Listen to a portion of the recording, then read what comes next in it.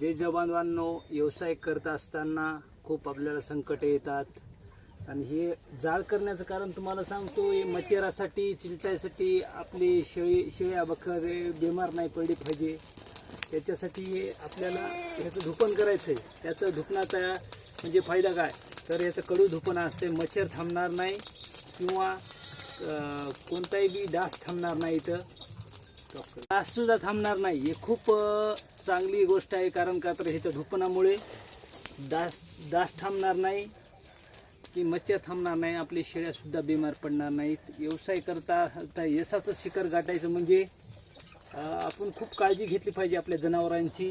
त्याच्यासाठी सांगतो बा, तर आपले जनावरं सुरक्षित राहावे, आपल्याला काहीतरी नफा भेटावा, त्यासाठी आपण व्यवसाय करतो.